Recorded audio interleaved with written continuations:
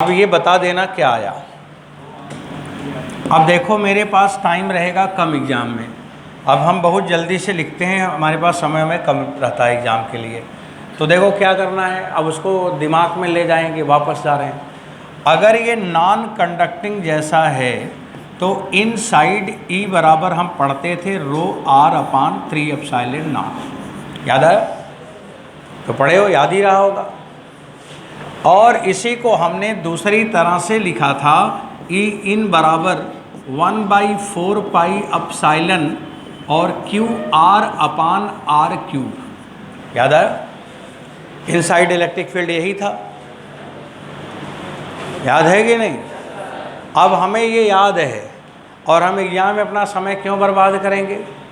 क्यों करें बर्बाद, हम तो डायरेक्ट लिखेंगे।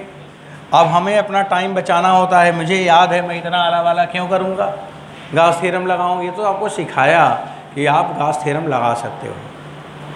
उसी से हम अब डायरेक्ट रिप्लेसमेंट आज हमें पढ़ना था, हम सीधे रिप्लेस करने वाले थे।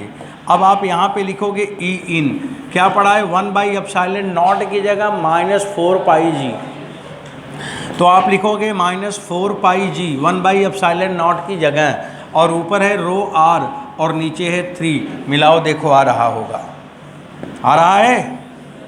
अच्छा अब इधर मान लो, इधर वाला मेरे को लिखना है, इधर वाला तो बच्चों 1/4 पाई एप्सिलॉन नॉट की जगह जी, तो आप लिखोगे -g, और क्यू की जगह m r अपान r क्यूब। ये हो गया, समझ आ रहा? तो ग्रेविटेशनल फील्ड मैंने निकाल के रख दिया, ई का मान आ गया। अब इसमें कहाँ कहाँ पूछा है वो लिख लो, ये तो कंपैरिजन हो गया। आप चाहे इसमें रख लो चाहे उसमें रख लो, कहीं रख लो।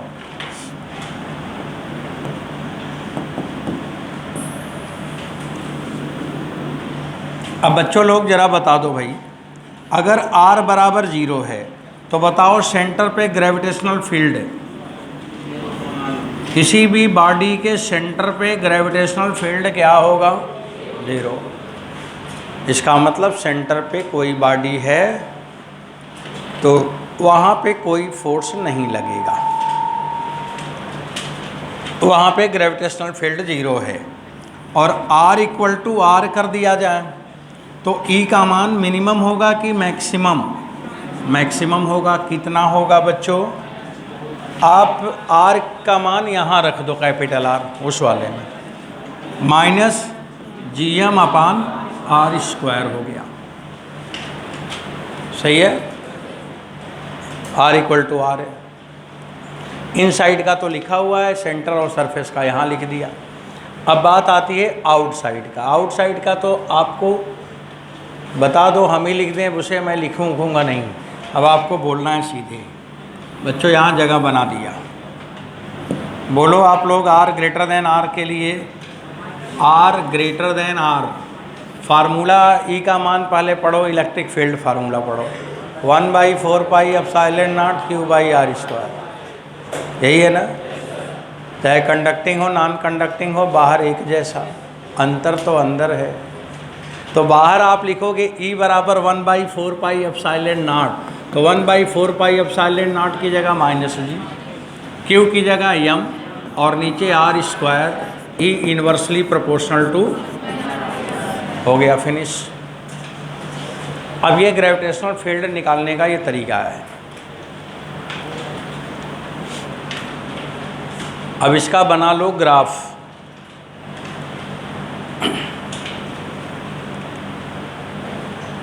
ग्राफ बनाना है, ग्राफ मुझे बनाना है।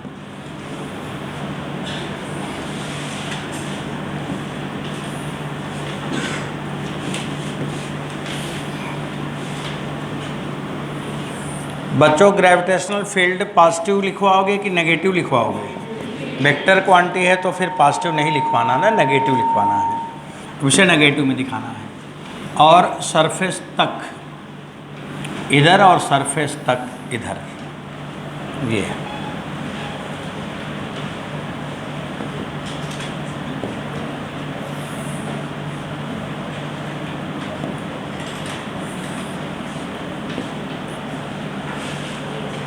बोलो, ग्राफ बनाना शुरू करें। तो सेंटर पे 0 होगा, लीनियरली इंक्रीज करेगा। अब दोनों तरफ मत बनाना। हाँ ठीक ठीक, कोई बात नहीं, आओ बैठो। अब दोनों तरफ मेरे को नहीं बनाना है, एक ही तरफ बनाना है, क्योंकि ग्रेविटेशनल फील्ड हर तरफ से लाइनें आएंगी, तो एक तरफ आपने दिखा दिया। इसके बाद फिर ये यहाँ से ऐसे डिक्रीज होगा, ऐसे जाएगा। अब ये ई किस पे डिपेंड कर गया? आर पे। और यहाँ पे आप लिखोगे ई डिपेंड कर गया 1/r² पे। ये ग्राफ कंप्लीट हो गया। समझ आया? आप इधर भी बना सकते, ज़रूरत नहीं इधर बनाना, गलत हो जाएगा, क्योंकि हम वेक्टर है, एक तरफ दिखाने दें बस। क्योंकि जैसे ये है ना, देखो इसका रीजन क्या बताया मैंने, एक ये वेक्टर क्वांटिटी है, मान लो एक तरफ आपने -i दिखा दिया, तो -i भी है यहाँ, -j भी है, -k भी होगा, क्योंकि 3D है। तो हम तो ये 2D में ग्राफ बना रहे हैं, इसलिए हम -i को ही दिखा सकते हैं एक तरफ, दूसरा हम यहाँ नहीं बना सकते। इसलिए मैंने बोला इधर बनाना ठीक नहीं है। किताब में बना होगा तो समझ जाना को जो बनाए हैं वो बहुत पहले पढ़े थे, तब वेक्टर का ज्ञान उनके पास नहीं था। ऐसे बनेगा। अब एक वैल्यू आपको सीधे लिखना है, उसमें डायरेक्ट आप बताएंगे, मैं उसे लिखूंगा, मैं कोई इन्फॉर्मेशन उस पर नहीं देना चाहूँगा, ना आपसे पूछूंगा, आप बोलते जाना, मैं लिखता जाऊँगा। एक तो हुआ ये सॉलिड स्फेयर और एक हुआ स्फेरिकल सेल। अब ये स्फेरिकल सेल है, हालो है, ये सेल है। बच्चों यहाँ पे r रेडियस है और इसका मास m दिया है। r r पे e का मान आप सीधे बताएं, r r पे e का मान 0 होगा, क्योंकि जब r r करोगे तो there will be no mass inside. इसका मतलब यहाँ पे e का मान 0 होगा। अगर कोई बॉडी को मैं यहाँ पे रख दूँ स्मॉल m मास का और इस पे पूछा जाए कि फोर्स कितना होगा तो 0 होगा। आपके पेपर में आया हुआ है, ये नीट वाले बच्चों से पूछा गया था। लिखा था कि एक कोई स्फेरिकल सेल है जिसका मास दिया है, उसके अंदर एक पार्टिकल को रखा है, तो उस पर फोर्स मैक्सिमम कहाँ लगेगा? तो उसके अंदर फोर्स सब जगह मैक्सिमम 0 ही लगेगा। मैक्सिमम नहीं, वो मिनिमम है, फोर्स ही नहीं लगेगा। तो उसका आंसर था कि एवरीवेयर 0, तो सभी जगह 0 लगेगा। तो ई का मान 0 हो गया, तो एफ का मान 0 हो गया। अब r r का बात ख़त्म हो गया बच्चों। r इक्वल टू r पे आप निकालोगे तो फार्मूला में वैल्यू ले जाओ, तो पहले -g होगा और मास m होगा और अपान r² होगा। r² में स्मॉल r मत लिखवाओ, अब तो कैपिटल R² होगा। और इसको ना यहाँ से हटा दो, ये मैं एक सवाल बताया था, इसको यहाँ से हटा दो। क्यों हटा रहा हूँ? अगर ये लिखे रहोगे ना, तब अगर आप निकालोगे ऊपर फील्ड निकालोगे तो अंदर का दोनों मास आ जाएगा, कैपिटल M भी आ जाएगा और स्मॉल m भी आ जाएगा, तो हमें वो दिखाना नहीं है। ये हो गया। अब अगर r > r कर दिया जाए आउटसाइड में, तब e का मान क्या होगा? बोलो, -g कैपिटल M अपान r² होगा। बस कंप्लीट हो गया। ये भी इतना ही लिखना था, जितना लिखा है उतना लिख लो, इतना लिख लिए, बात ख़त्म हो गया। ग्राफ बना दिया जाए।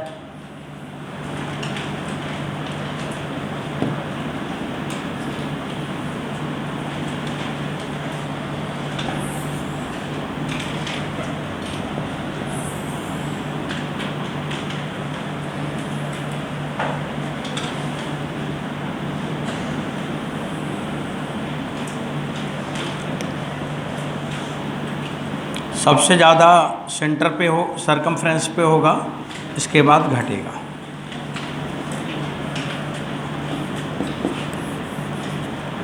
अंदर की तरफ 0 होगा।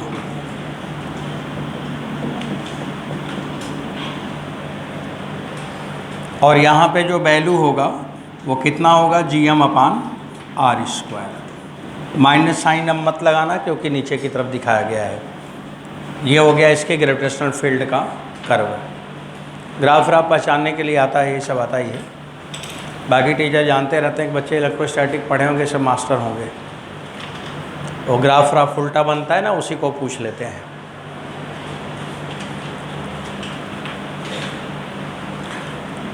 अब हम आपसे एक आध सवाल पूछ लूँ और आप बता दो। बच्चों लोग इसको देख लो, इधर इन्फिनिटी है और इधर डिस्टेंस x है। अब आपको बताना है ग्रेविटेशनल फील्ड, और लेम्डा क्या है, linear mass density. Linear mass density आपको बताना है यहाँ पे ग्रेविटेशनल फील्ड की वैल्यू क्या होगा। याद तो आ रहा होगा इलेक्ट्रोस्टैटिक, कि भूल गए? याद आ रहा है। पहले इलेक्ट्रोस्टैटिक का इलेक्ट्रिक फील्ड पढ़ो, क्या था, λ√2/4πε0x, यही था। λ√2/4πε0 था, यही था, जिसमें एक इलेक्ट्रिक फील्ड x निकाला था, एक इलेक्ट्रिक फील्ड y निकाला था, और दोनों की वैल्यू याद आ रहा होगा आपको। तो λ/4πε0d आया था दोनों का, और उसका रिजल्टेंट निकाला तो √2 हो गया था। तो उसी को लिखना है। अब इलेक्ट्रिक लाइन होगी किधर, पॉजिटिव चार्ज होता था तो मैंने बोला था कि ऐसे बाहर की तरफ होगा। अब यहाँ पे नेगेटिव चार्ज जैसा है, तो इसमें जो इलेक्ट्रिक ग्रेविटेशनल फील्ड होगा ना, वो होगा किधर बच्चों, वो इधर होगा, ऐसे होगा।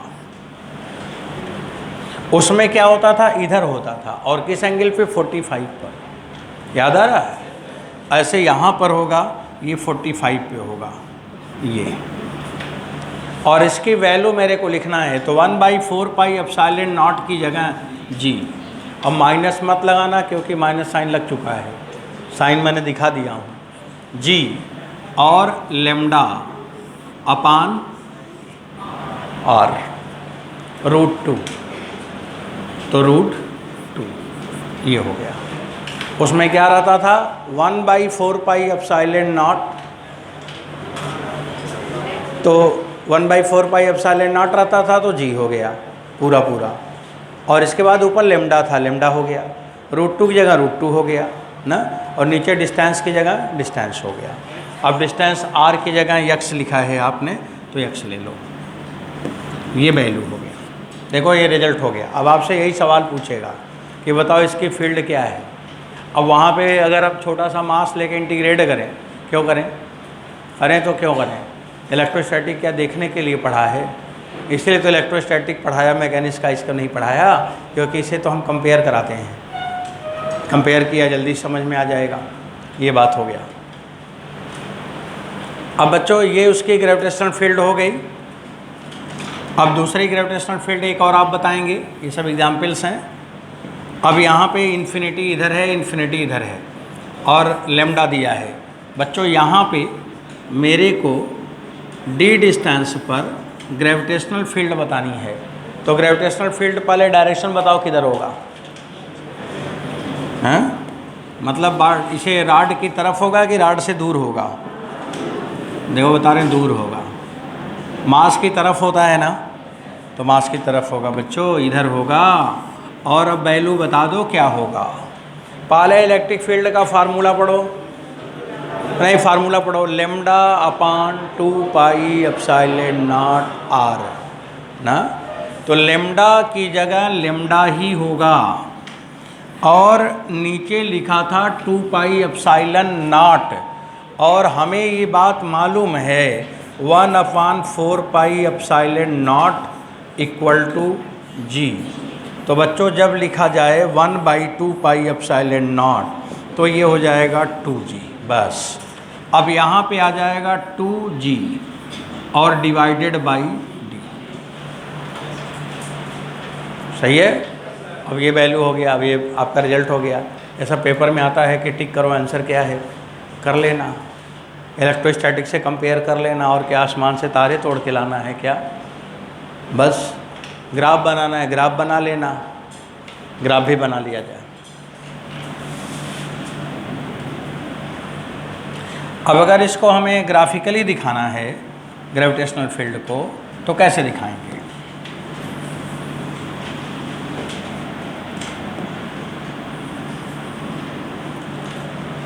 जैसे जैसे इसकी तरफ आएंगे इनफाइनाइट होता जाएगा।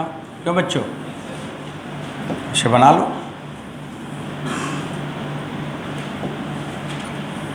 नीचे की तरफ बनाना है, बस यही बात है। इधर हम ई दिखा दिया। अब चलिए, ये तो आपको ऐसे जितने भी आपने पढ़ा है इसका डिस्क सब आ जाएंगे, डिस्क का निकल जाएगा, स्फीयर का निकल जाएगा, जैसे पढ़ा है। अब कॉन्सेप्ट तो क्लियर है ना, कि जितने भी इलेक्ट्रोस्टैटिक के रिजल्ट्स हैं सब की कापी खोल लो और 1/4 पाई एप्सिलॉन नॉट काट काट के जी लगा दो, और एक नया चैप्टर बन जाएगा, उसको बना के रख लो। इतना मोटा सा चैप्टर बन जाएगा। अब वो जितना पढ़ा है सब हो जाएगा। अब हमें इसके आगे कुछ नहीं करना है, एक सवाल देना है बस। अब देखो एक एग्जाम्पल यहाँ पे दिखाते हैं।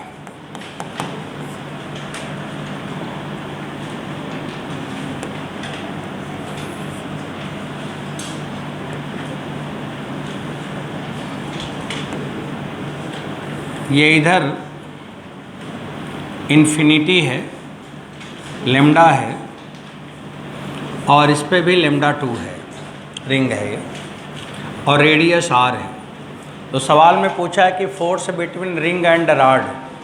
ऐसे सवाल एक दिन लगाए थे आप, आज फिर लगाना है। Force between ring and rod, जहाँ पे लेमडा 1 लेमडा 2 क्या है, linear mass density.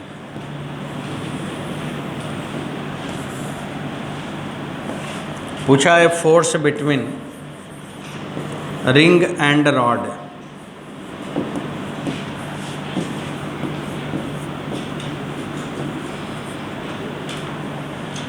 where lambda 1 lambda 2 be the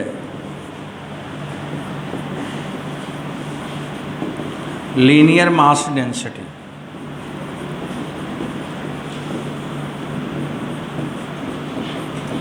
ये लीनियर मास डेंसिटी है।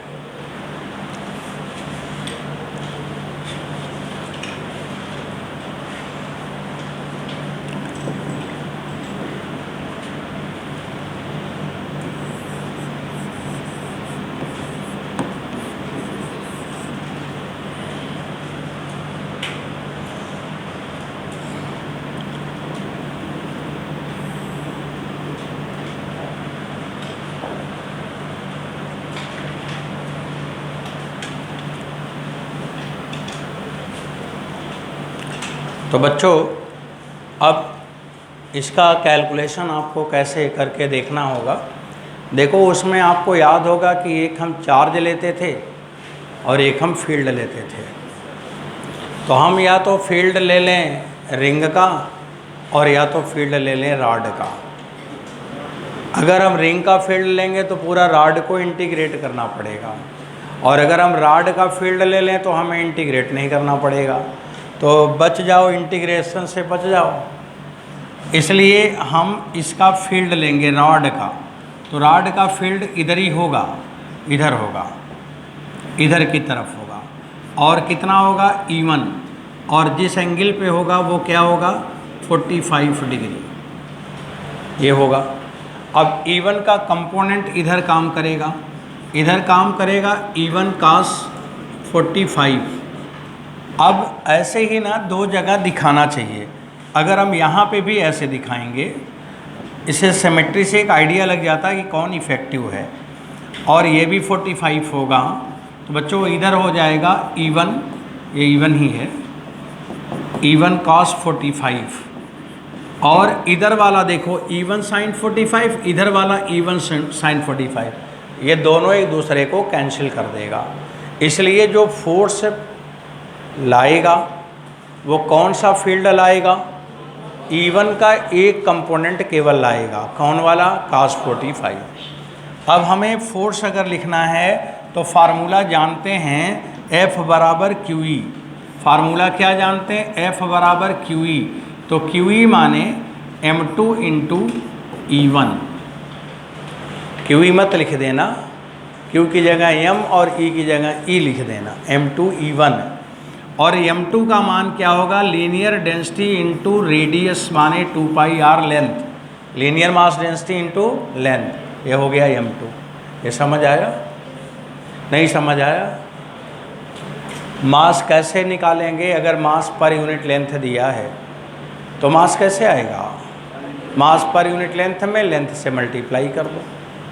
लेंथ इसका रिंग का कितना लेंथ होगा? 2 पाई r। तो 2 पाई r और लेमडा 2 दिया ही था, लेमडा 2 इंटू 2 पाई r कर दोगे, मास आ जाएगा।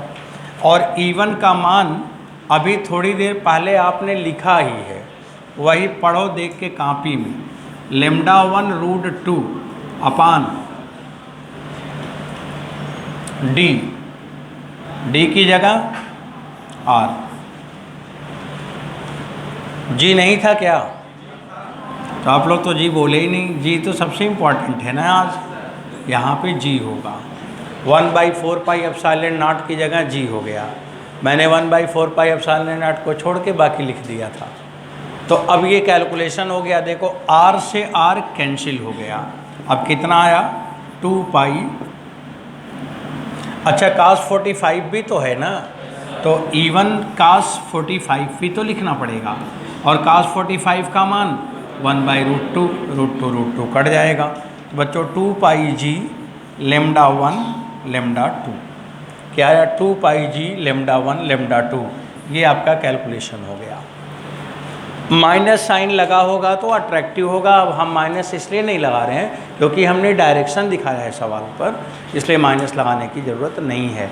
तो ये पेपर में आपके आ सकता है क्वेश्चन, इसीलिए लिखवाया है। ऐसे ही सवाल आते हैं। पढ़े रहें कि इलेक्ट्रोस्टैटिक का दे देगा ग्रेविटेशन का, तो अब ग्रेविटेशन इलेक्ट्रोस्टैटिक दोनों चैप्टर रेडी हो गया। एक पढ़े कई तैयार हो जाते हैं अपने आप, बस तरीका पता चल जाए कि हमें क्या क्या चेंज करना है। हम एक ही चैप्टर पे तो पूरी फिजिक्स पढ़ाते रहते हैं, इधर से उधर बदलते रहते हैं बात, वही आपके दिमाग में टेक्निक आ जाए, बात ख़त्म हो गया, पूरा फिजिक्स कंट्रोल हो गई। तो बच्चों ये सब रिजल्ट्स ना ध्यान रखना चाहिए। अभी आपको ऐसे मैग्नेट में भी ज़रूरत पड़ेगी। अब चलो ये सब कहानी ख़त्म हो गई, ग्रेविटेशनल फील्ड हमने निकाल लिया, जिसका भी पूछेगा निकाल लोगे इलेक्ट्रोस्टैटिक्स से। अब हम एक नाम लिख रहे हैं ग्रेविटी। ग्रेविटी पढ़ा है? असलरेशन जो हम लोग जो पढ़ते हैं, असलरेशन ड्यू टू ग्रेविटी। तो ग्रेविटी माने ग्रेविटेशनल फील्ड ऑफ अर्थ। हम अभी ग्रेविटेशनल फील्ड पढ़ रहे थे किसी बॉडी का, और जब वो बॉडी हमारा हो जाता है अर्थ, तब हम उसको ग्रेविटी कहने लगते हैं। जैसे किसी का नाम लेना है तो उसका नाम हम बड़े सम्मान से लेते हैं। अगर पता चल जाए कि वो मेरे घर का ही मेंबर है, तब उसका नाम हम अपनी भाषा में लेते हैं निक नेम। हाँ, तो उसका निक नेम लिया जाता है। तो उसको हम लापरवाही से, जैसे उसका नाम कुछ अंशुल है तो अंशु अंशु बोलता रहेगा, अंशुल नहीं बोलेगा, तो ऐसे ही आधा नाम लेते हैं। तो ऐसे ही हमें पूरा नाम लेना चाहिए। क्या लेना चाहिए? Gravitational field of earth. अब अर्थ पे हम पूरे जीवन रहते हैं, अगर अर्थ को भी अपना ना कहें तो अपना फिर किसे कहें? तो इसलिए अर्थ हमारा अपना है, और इसलिए उसको लापरवाही से नाम ले लिया ग्रेविटी। उसको हमने क्या नाम ले लिया? ग्रेविटी ले लिया। उसका आधा नाम लेते हैं। जैसे पूरा नाम है उसका, पूरा अखिलेश्वर नाम है तो अखिलेश्वर नहीं, अखिल अखिल बोलते हैं लोग। हाँ, ऐसे आधा आधा नाम बोलते हैं। तो ऐसे हमने इसका नाम ले लिया ग्रेविटी। तो ग्रेविटी का मतलब है पूरा नाम तो लिख ही लो पहले तो भाई, कि ग्रेविटी किसे बोल रहे हो। तो बच्चों मैं किसे बोल रहा हूँ? Gravitational field of earth. Gravitational field of earth. अब इसे हम यहाँ पे ग्रेविटी निकालेंगे। ग्रेविटेशनल फील्ड क्या होता है? Force per unit mass. तो ये असलरेशन ड्यू टू ग्रेविटी बोल सकते हैं आप यहाँ पे इसे क्या लिखोगे? E बराबर लिखोगे ना फोर्स अपान मास, तो फोर्स अपान m को क्या लिखोगे? असलरेशन। अब असलरेशन अर्थ से आ रहा है, अर्थ से आ रहा तो उसे हमने क्या बोला है? ग्रेविटी बोला है। तो असलरेशन ड्यू टू ग्रेविटी बोलते हैं, असलरेशन ड्यू टू ग्रेविटी। और ग्रेविटी को g लिखा है इसलिए a को g लिखते हैं। असलरेशन को हम सब जगह a लिखते हैं, यहाँ g लिखते हैं। क्यों? क्योंकि हम ग्रेविटी नाम दिया है, निक नेम, इसलिए g लिखते हैं। असलरेशन ड्यू टू ग्रेविटी को g लिखा जाता है। बाकी सब जगह तो a लिखते हैं ना, असलरेशन को ही तो a लिखते हो, आखिर यहाँ पे g क्यों लिखते हो? कभी सोचा कि g क्यों लिखते हैं? तो इसलिए कि ग्रेविटी है इसलिए g लिखते हैं। हम ग्रेविटी पढ़ रहे हैं, ग्रेविटेशनल इंटेंसिटी पढ़ रहे हैं। तो बच्चों ये g हो गया। अब g निकालेंगे अर्थ। अब अर्थ पे हम आ गए, अर्थ का g निकालेंगे।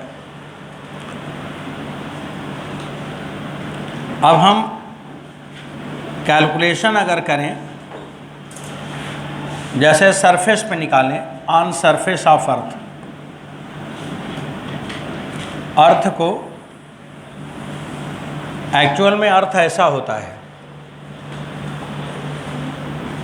अर्थ कैसा है? ऑबलेट टाइप का ऐसा है, एलिप्टिकल है,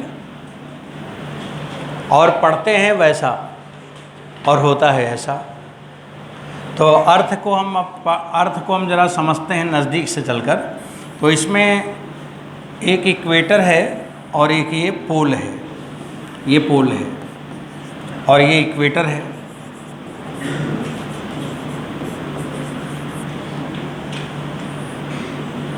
एंगल हम हमेशा जो लेते हैं वो इक्वेटर से लेते हैं, और पोल पे अगर हम एंगल लिखेंगे तो क्या हो जाएगा? 90 हो जाएगा।